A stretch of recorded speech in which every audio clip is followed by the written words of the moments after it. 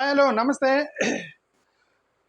చాలా important topic మీ అందరికీ చెప్తూ ఉన్నాను. చాలామంది ఆంధ్రప్రదేశ్ ప్రజలు నాకు ఎలాంటి అప్పు లేదు, నేను ఈ అప్పు లేని కుటుంబం, చింత లేని కుటుంబము, బతికితే మగోడంటే బతికితే అప్పు లేకుండా బతికినోడే మగోడని ఇట్లా చాలామంది అనుకుంటూ ఉంటారు.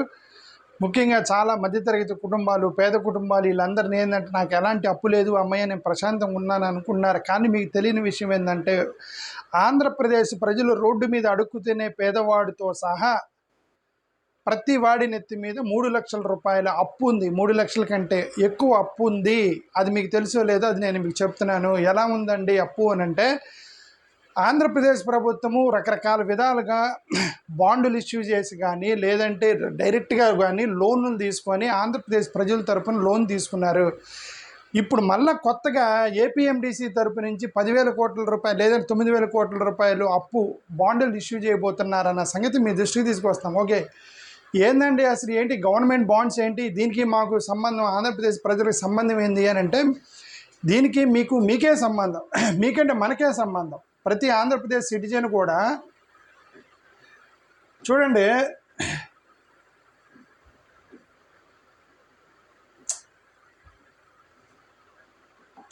ప్రతి ఆంధ్రప్రదేశ్ సిటిజన్కి, ఫర్ ఎగ్జాంపుల్ ఇది మన ఆంధ్రప్రదేశ్ ప్రజలు, this is people of AP. మన తరపు నుంచి on behalf of AP government is acting on behalf of us. మన తరపు నుంచి ఆంధ్రప్రదేశ్ ప్రభుత్వం యాక్ట్ చేస్తుంది. ఇక్కడ ఎవరి దగ్గర డబ్బులు ఉన్నాయి, నేను అప్పు ఇవ్వడానికి రెడీగా ఉన్నాడు, ఈయన ఇన్వెస్టర్ అంటాడు, లేదంటే బయ్యర్ అంటారు, ఏదైనా కానివ్వండి, బాండ్స్ కొనే అతను వ్యక్తి. ఇతను ఏంటంటే ఇది గవర్నమెంట్ బాండ్స్, ఇవి గవర్నమెంట్ బాండ్స్, ఈ గవర్నమెంట్ బాండ్స్ ఇతనికి ఇస్తారు తీసుకొచ్చి. ఇతను మనకి అప్పు ఇస్తున్నాడు. మనకి అప్పు ఇవ్వడానికి మధ్యలో అప్పు తీసుకుంటుంది ఆంధ్రప్రదేశ్ గవర్నమెంట్ మన తరపున. ఇప్పుడు ఇతనికి అప్పు మనమే కట్టాలి. ఇప్పుడు ఇతనికి లాభం ఏంటంటే, గవర్నమెంట్ బాండులు గవర్నమెంట్ దగ్గర ప్రజల దగ్గర నుంచి అప్పు తీసుకుంటే ఏంటి అంటే బాండులు కొంటే ఇతనికి లాభం ఏంటి అని అంటే, ఎట్ ద రేట్ ఆఫ్ 10% అనుకోండి, అప్రాక్సిమేట్గా 10.34 ఉండిద్ది. నేను చెప్తాను, at the rate of 10% every month interest ఇవ్వాలి ఇతనికి. ఎవ్రీ మంత్ ఇంట్రెస్ట్ ఇతనికి ఇస్తూ ఉండాలి ఆంధ్రప్రదేశ్ ప్రభుత్వము ఈ ఇన్వెస్టర్కి. 10 సంవత్సరాలు బాండ్ అయితే 10 సంవత్సరాల తర్వాత అతని డబ్బులు అది తిరిగేయాలి. ఫర్ ఎగ్జాంపుల్ 1,000 రూపాయలు ఇచ్చాడు అనుకోండి, 1,000 రూపాయలు 1,000 రూపీస్ ఇతను ఆంధ్రప్రదేశ్ ప్రజలకి అప్పు ఇచ్చాడు ఒక investor. At the rate of 10% every month 100 rupees every month Andhra Pradesh ప్రజల దగ్గర నుంచి ఇతనికి పోతూ ఉండిద్ది ప్రతి నెల. 10 సంవత్సరాల బాండ్ అయితే 10 సంవత్సరాల తరువాత 10 ఇయర్స్ తర్వాత ఈ 1,000 రూపాయలు ఆయనకి తిరిగి చేయాలి. అంటే ఆయన 1,000 రూపాయలు ఆయనకి తిరిగి ఇవ్వాలి. అప్పటి వరకు ఈ 10 సంవత్సరాల వరకు ప్రతి నెల అతనికి నెల 100 రూపాయలు ఇచ్చుకుంటూ పోవాలి. దాన్నే గవర్నమెంట్ బాండ్స్ అంటారు. అంటే ప్రభుత్వం ఇప్పటి వరకు చేసినటువంటి అప్పుల్లో, వేల కోట్ల అప్పుల్లో, 10 లక్షల కోట్ల అప్పులు, 15 లక్షల కోట్ల అప్పుల్లో చాలా వరకు బాండులు ఇచ్చారు. ఈ బాండుల్లో మ్యాక్సిమం నెల వీళ్ళకి డబ్బులు, గవర్నమెంట్ డబ్బులు, ప్రజల డబ్బులు ఈ ఇన్వెస్టర్స్కి, అప్పు ఇచ్చినోడికి వెళ్తూ ఉంటాయి ఇంట్రెస్ట్ రూపంలో. అవి కంపెనీలు కావచ్చు, ఎవరన్నా కావచ్చు. దీనివల్ల ప్రజలకి ఎంత భారం పడుతుంది అనేది నేను మీకు చెబుతున్నా. ఓకే, దీన్ని గవర్నమెంట్ బాండ్స్ అంటారు. ఇప్పుడు ఏందండి గవర్నమెంట్ బాండ్స్? ప్రభుత్వము ఇప్పటి వరకు, తెలుగుదేశం ప్రభుత్వం అధికారంలోకి వచ్చిన తర్వాత ఇప్పటి వరకు కేవలం ఒక సంవత్సరంలో 1,46,655 కోట్ల రూపాయలు అప్పు తీసుకుందంట ఆంధ్రప్రదేశ్ ప్రభుత్వం ఇన్ని సింగిల్ ఇయర్, ఒకే సంవత్సరంలో.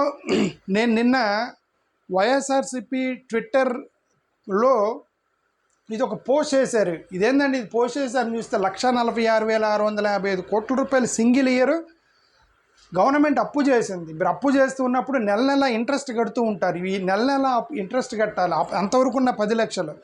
ఇప్పటికీ ఇన్ని లక్షల కోట్ల రూపాయల అప్పులకి ఇన్వెస్టర్స్కి నెల వడ్డీలు కడటానికే వెళ్తుంటే, ఆ వడ్డీలు ఎవరు కట్టాలి? వడ్డీలు కట్టడం అంటే సరే ఇప్పుడున్న ప్రభుత్వాలు కడతాయి. ఇప్పుడున్న ప్రభుత్వాలు వడ్డీలు కడతాయి. ఆ అసలు అమౌంట్, ప్రిన్సిపల్ అమౌంట్ని ఎవరు కట్టాలి అని అంటే, ఇప్పుడు ఫర్ ఎగ్జాంపుల్ వడ్డీకి 10 సంవత్సరాలకు వడ్డీ తీసుకుంటే ఈ ప్రభుత్వం 10 సంవత్సరాల తర్వాత ఉండదు కదా. నేను ఉండను కదా, మీరు ఉండరు కదా, ఎవరుంటారు? మన పిల్లలు ఉంటారు. 10-15 సంవత్సరాల తర్వాత మన పిల్లలు ప్రిన్సిపల్ అమౌంట్ కట్టాలి. 15 లక్షల రూపాయలు అప్పు తీసుకుంటే 15 లక్షల రూపాయల అప్పు భారం మన పిల్లల మీద, రాబోయే భవిష్యత్తు తరం మీద పడుతుంది అనేది ఒక మోస్ట్ ఇంపార్టెంట్ పాయింట్ మనం ఒకటి అర్థం చేసుకోవాలి. ఓకే, ఇన్ని వేల కోట్ల రూపాయలు అప్పు తీసుకుంటే సరే, ఇప్పుడు వీళ్ళే ఉంటారంటే మేము సంపద సృష్టిస్తాము, ఆ సంపదే వాళ్ళకి తిరిగి పే చేసిద్ది అంటారు. సంపద సృష్టించడం అంటే నీ దగ్గర 60 రూపాయలు ఉంటే 40 రూపాయలు అప్పు తీసుకొని నువ్వు 100 రూపాయలకు ఒక ఇల్లు కడితే 40 రూపాయల అప్పుని నువ్వు ఈజీగా తిరిగి కట్టగలవు. ఏది ఎవరైనా సరే ఇప్పుడు నువ్వు ఒక వ్యాపారం మొదలెట్టాలంటే నీ దగ్గర ఎంతో కొంత ఒక 50-60 రూపాయలు ఇన్వెస్ట్మెంట్ ఉంటే ఇంకో బ్యాంక్ నుంచి 40 రూపాయలు తీసుకుంటే నువ్వు ఇంట్రెస్ట్ తిరిగి కట్టగలవు. నీ దగ్గర జీరో ఉంది, మోరోవర్ నీ దగ్గర అప్పే ఉంది. అప్పున్నవాడు వ్యాపారం కట్టి, అప్పు తీసుకొని వ్యాపారం కడితే ఈ అప్పుతోటి ఆ అప్పుతోటి నీకు వచ్చేటువంటి లాభాల్లో అప్పులు తీర్చడానికి పోతే ఒక ఓవరాల్ ఎక్స్టెంట్లో నీ బిజినెస్ కొలాప్స్ అయిపోయింది, ఈ యొక్క బిజినెస్ ప్లాన్ ఫెయిల్ అయిపోయింది, అప్పులు పెరుగుకుంటే పోయి ఇంకా డిజాస్టర్ అయ్యింది. ఇప్పుడున్న ఆంధ్రప్రదేశ్ ప్రభుత్వంలో పరిస్థితి ఏంటంటే ఇన్ని వేల కోట్ల రూపాయలు అప్పు ఉన్నప్పుడు ఇప్పుడు సంపద సృష్టి పేరుతోటి ఈ యొక్క పెద్ద పెద్ద భవనాలు ఇవన్నీ కూడా మనం కట్టుకుంటూ పోతే ఎంతవరకు రాబోయే భవిష్యత్తులో ఇది లాభం వస్తుందా లేదనేది మనకు తెలియదు. మేబీ వాళ్ళకి ప్లాన్ ఉండవచ్చు.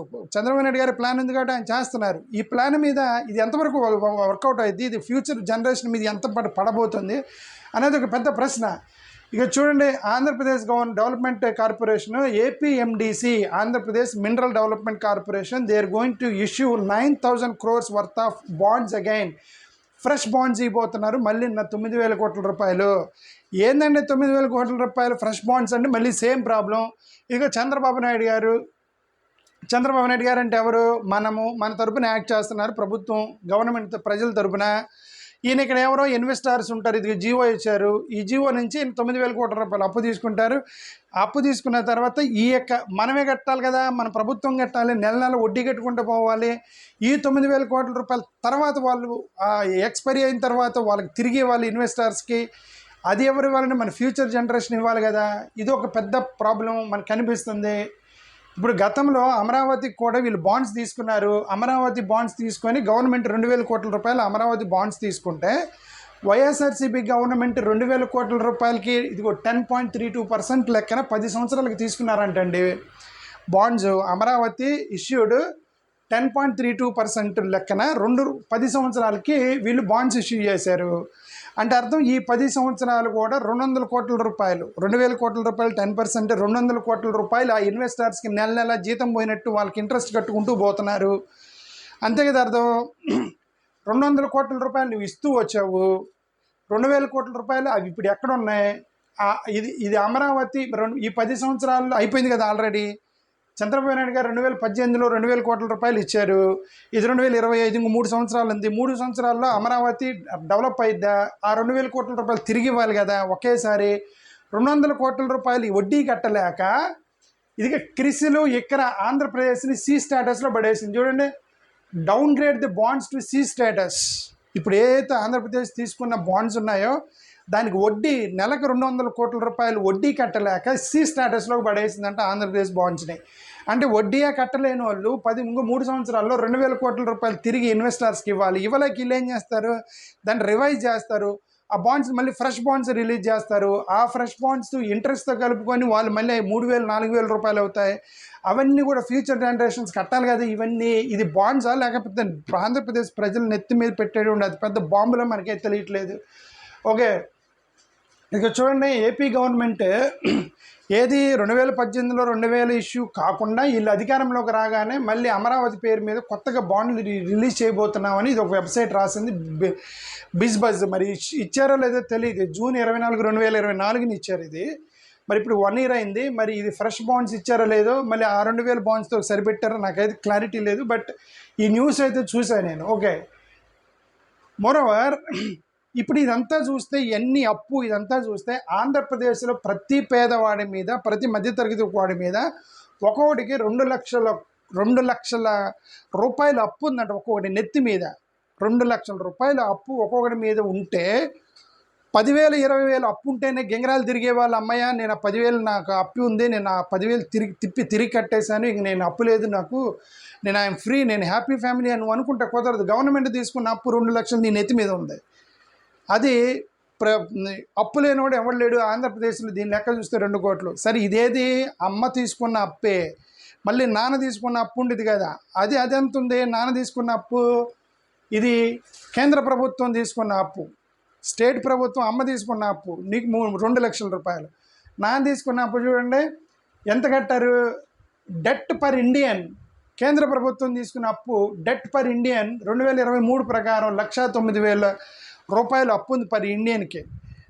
అంటే ఆంధ్రప్రదేశ్ 2 లక్షలు, డెట్ పర్ ఇండియన్ కేంద్ర ప్రభుత్వం 1,00,000, 2 కలిపి 3 లక్షల రూపాయలు ప్రతివాడి హెడ్ మీద ఉంది, కట్టాలి. ప్రతి ఇది రోడ్డు మీద అడుక్కునే ఈ పిల్లలు కూడా కట్టాలి. ఇప్పుడు మీకు అనుకోవచ్చు వీళ్ళు ఎందుకంటే వీళ్ళేం ట్యాక్స్ కడతారేంటి, పిల్లలు రోడ్డు మీద కూర్చొని ఎవరో దానం వేస్తే బతుకుతారు కదా, వాళ్ళేం ట్యాక్స్ కట్టరు కదా, ఆడి మీద ఎందుకు పడిద్ది, అంత మేమే ట్యాక్స్ కట్టే వాళ్ళ మీదే పడిద్ది, మా మీదే పడిద్ది అని మనం పొరపాటు. అది వీడికి ఇండైరెక్ట్గా వీడికి కూడా ఎఫెక్ట్ పడిద్ది. వీడికి ఎట్ట ఎఫెక్ట్ పడిద్ది, డబ్బులున్నవాడు ఈయనకి దానం చేస్తాడు అనుకోండి, నీ జేబులో 300 రూపాయలు అంటే నువ్వు వీడికి దానం చేస్తావు ఒక 10 రూపాయలు, నీకే 300 అప్పు ఉంటే నువ్వు దానం చేయవుగా, అప్పుడు వాడు ఆకలికి అలమటిస్తాడు కదా. ఇప్పుడు ఎక్కడో రోడ్డు మీదకి వచ్చి అడుక్కున్నాడు పిల్లోడు, అడిపోయే వాళ్ళందరికీ అప్పు ఉంది అనుకో, ఎవడు దానం చేయడు కదా. అందరూ ధనవంతులు అయితే పోత తలా 10 రూపాయలు ఇస్తే సాయంత్రం వాడు కడుపు నిండిద్ది. నీ ప్రతి వాడికి అప్పు ఉన్నప్పుడు వీడికి ఎవడు దానం చేసేది?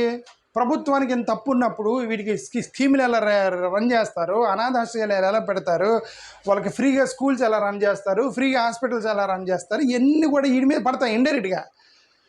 పేదవాడికి కూడా ఎఫెక్ట్ పడిద్ది ఈ యొక్క ప్రభుత్వాలు ఈ విధంగా అప్పులు తీసుకుంటే అనేది మనం ఫండమెంటల్గా ఒకటి అర్థం చేసుకోవాలి. ఇది ఇక్కడ చూడండి, సరే అమ్మ అప్పు తీసుకుంది, నాన్న అప్పు తీసుకున్నాడు, ఇంతటితో పోయిద్దంటే కాదు, మళ్ళీ అన్నదమ్ములు కూడా అప్పులు తీసుకున్నారనుకోండి, ఇప్పుడు అవి కూడా మీ మీద పడితే కేంద్ర ప్రభుత్వం అప్పు తీసుకుంది, రాష్ట్ర ప్రభుత్వం అప్పు తీసుకుంది, మరి ఇంకా అమ్మాయి అయిపోయింది 2 కదా అనుకోకూడదు. ఇది మళ్ళీ మున్సిపల్ కార్పొరేషన్లు కూడా బాండ్స్ ఇస్తున్నారట. ఆ మున్సిపల్ కార్పొరేషన్లు బాండ్స్ అంటే ఆ అప్పు ఎవడు తీర్చాలి, అది కూడా ప్రజల మీదే కదా. మున్సిపల్ కార్పొరేషన్లో ఎందుకంటే Rajahmundry municipal corporation plans to issue green bonds to raise 25 crore for 3 projects. Rajahmundry ఇది పీపీపీ మోడల్ అంట. Under PPP model Rajahmundry corporation అంటే 25 కోట్ల రూపాయలకి మళ్ళీ బాండ్స్ ఇష్యూ చేస్తుందంట. మళ్ళీ వీళ్ళకి రెగ్యులర్గా గవర్నమెంట్ ట్రెజరీ నుంచి ఇంట్రెస్ట్ పోతూ ఉండాలి. 10 సంవత్సరాల బాండ్ అయితే 10 సంవత్సరాల తర్వాత తెలుగుదేశం ఉండిద్దో తెలియదు, వైసీపీ ఉండిద్దో లేదో తెలియదు, కాంగ్రెస్ ఉండిద్దో తెలియదు, ఎవడుంటాడో తెలియదు. 15 సంవత్సరాల తర్వాత ఏ ప్రభుత్వం ఏ ముఖ్యమంత్రి ఉంటాడో, అప్పుడున్న ప్రజలు ఎవరుంటారో, మన పిల్లలందరూ పెద్దవాళ్ళు అవుతారు. వాళ్ళు ఇన్ని వేల కోట్ల రూపాయలు అప్పు తీర్చాల్సి వచ్చింది. ప్రిన్సిపల్ అమౌంటే, ఇంట్రెస్ట్ ఇప్పుడున్న గవర్నమెంట్ కట్టుకుంటూ పోతూ ఉంటుంది. ప్రిన్సిపల్ అమౌంట్ ఒక నెత్తి మీద ఇన్ని వేల కోట్ల రూపాయలు, లక్షల కోట్ల రూపాయలు అప్పు పెట్టడం అనేది ఎంతవరకు కరెక్ట్ మనకైతే తెలియదు. ఓకే, టీడీఆర్ బాండ్స్ ఉన్నాయి. ఇప్పుడు ఇదొకటి టీడీఆర్ బాండ్స్ అనేది అదొక పెద్ద స్కామ్ జరిగింది విశాఖపట్నంలోని, ఇదొక పెద్ద గొడవ. టీడీఆర్ బాండ్స్ అంటే ఇప్పుడు ఏదో మున్సిపల్ రోడ్ హైవే ఎక్స్టెన్షన్ మీద ఎవడో ల్యాండ్ తీసుకొని ఆ ల్యాండ్ వచ్చిందని చెప్పి ఆ ల్యాండ్కి వీళ్ళకి డబ్బులు తిరిగిస్తారు. ఆ ల్యాండ్కి డబ్బులు ఇవ్వకుండా వీళ్ళు ఏం చేస్తారంటే బాండ్స్ ఇస్తారు. వాటిని టీడీఆర్ బాండ్స్ అంటారు. ఇక్కడ ఒక స్కామ్ జరిగిందంట.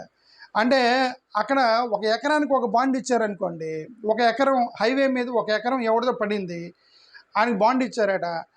ఆ 1 ఎకరం వచ్చినట్టుగా 3-4 బాండ్లు ఇచ్చారని ఒక స్కామ్ అంట. 3 ఎకరాలు తీసుకున్నట్టుగా రాసి రికార్డుల్లో ఆయనకి 3-4 బాండ్లు ఇచ్చారని అదొక స్కామ్ ఎలిగేషన్ అని. లేదు అసలు వాడు ల్యాండే రాలేదు, హైవే ఎక్స్టెన్షన్ జరిగింది, ఆ హైవే మీద అసలు వాడు ల్యాండే లేదు, అయినా సరే వాడు ల్యాండ్ ఉన్నట్టు, వాడు ల్యాండ్ హైవే మీద పోయినట్టు వాడికి బాండ్లు రాసి ఇచ్చారు, ఇలాంటి ఎలిగేషన్ చేశారని చెప్పి మా బాండ్లన్నీ క్యాన్సిల్ చేస్తున్నారని వీళ్ళకి ధర్నాకి దిగారు వీళ్ళు. టీడీపీ ప్రభుత్వం ఏమనేది, ఇదిగోండి వైసీపీ ఇల్లీగల్గా బాండ్లు ఇష్యూ చేసింది, మీ బాండ్లన్నీ క్యాన్సిల్ చేస్తున్నామని టీడీపీ వాళ్ళంటే లేదు అది మా జెన్యూన్ బాండ్స్, మీరు మాకు అన్యాయం చేస్తున్నారు, వీళ్ళు ధర్నాకి దిగారు విశాఖపట్నం వాళ్ళు. ఇది ఒక బాండ్ల యొక్క గోల. ఓకే, ఇది ఇక్కడ చూడండి అమరావతి 2,000 కోట్ల రూపాయల బాండ్ ఇష్యూ చేసింది. ఇది కూడా మున్సిపల్ బాండ్స్ అనేవి, ఇవి కూడా మున్సిపల్ కార్పొరేషన్ కిందకి వచ్చే బాండ్స్. అంటే అమరావతి మున్సిపల్ కార్పొరేషన్ కిందకి వెళ్ళిపోయింది అనేది ఈ వీళ్ళు రాసింది. ఇది ఒకటి. ఇంకొకటి ఎస్బీసీఎల్ అంటే state government beverages corporation limited. అంటే ఇప్పుడు జగన్మోహన్ రెడ్డి గారి మద్యం పాలసీ ఉన్నప్పుడు, జగన్ మద్యం పాలసీ వచ్చినప్పుడు జగన్మోహన్ రెడ్డి గారు ఆ మద్యానికి సంబంధించిన ఒక స్కీమ్ పెట్టి, ఆ పాలసీ పెట్టి, ఆ పాలసీ కింద 25,000 కోట్ల రూపాయలు అప్పు తీసుకున్నాడా లేదు మనకైతే తెలీదు. టు రైజ్ అన్నాడు కాబట్టి తీసుకుంటానికి ప్లాన్ అన్నట్టుగా రాశాడు అతను. సరే అతను తీసుకున్నారు అనుకుందాం 25,000 కోట్ల రూపాయలు. ఆ తీసుకుంటే ఒక పాలసీ డిజైన్ చేసి ఆ పాలసీకి అనుగుణంగా 25,000 కోట్ల రూపాయలు మీరు అప్పు రైజ్ చేసినప్పుడు బాండుల ద్వారా ఇప్పుడు ఈ ప్రభుత్వం వచ్చి ఆ పాలసీని ఎత్తేసినప్పుడు మరి 25,000 కోట్ల రూపాయలు ఎలా తీరుస్తారు దాన్ని? అది ఎవరు తీర్చాలి? వీళ్ళు ఏదో మళ్ళీ మార్చి కొత్త పాలసీ వేసి కొత్తగా మళ్ళీ బాండులు ఇష్యూ చేస్తే అది 10-15 సంవత్సరాలు టెన్యూర్ పెడితే ఆ 10-15 సంవత్సరాల తర్వాత మన పిల్లలు పెద్దోళ్ళు అయ్యి వాళ్ళ మొత్తం పీకల్లో అప్పుల్లో కూరుకుపోతే ఇది భవిష్యత్ జనరేషన్కి ఎంత అన్యాయం చేస్తున్నారు అనేది ఒకసారి జాగ్రత్తగా గవర్నమెంట్లో ఆలోచించాలి అనేది నా ఉద్దేశం. ఓకే, ఇటువంటి 8,000 కోట్ల రూపాయలు ఆంధ్రప్రదేశ్ ప్రభుత్వానికి వచ్చిందంట. అది బెవరేజెస్ కార్పొరేషన్ ద్వారా. ఇప్పుడు ఇవన్నీ చూసిన తర్వాత ఆంధ్రప్రదేశ్ బీహార్ అవుతుంది, ఉత్తరప్రదేశ్ అవుతుందని మీకేం భయం లేదు. ఆల్రెడీ బీహార్ అయింది, బీహార్ కంటే దారుణం అయిందని చెప్పి ఇది నీతి ఆయోగ్ రిపోర్ట్ చెప్తుంది. చూడండి, Bihar beats Punjab, Andhra and Haryana. Bihar beats అని బీహార్ని హైలైట్ చేస్తూ రాశాడు, కానీ ఇది బీహార్ బీట్స్ కాదు. Andhra Pradesh goes down Bihar. బీహార్ ఏమి డెవలప్మెంట్లోకి వెళ్ళిపోయి విపరీతంగా డెవలప్మెంట్ సాధించి ఆంధ్రప్రదేశ్ డెవలప్మెంట్ని పెరిగి డెవలప్ ఏం కాల. ఆంధ్రప్రదేశ్ దిగజారుతూ బీహార్ కంటే కిందకు వచ్చింది. కాదు, అలా రాయటం వాళ్ళకి ఇష్టం లేక నీతి ఆయోగ్ బీహార్ బీట్స్ ఆంధ్రప్రదేశ్ అని రాశాడు, కానీ not Bihar beats. Andhra Pradesh falls down below Bihar. Already Bihar కంటే దారుణమైంది ఫిజికల్ హెల్త్లో అని నీతి ఆయోగ్ రిపోర్ట్ ఆల్రెడీ చెప్పింది.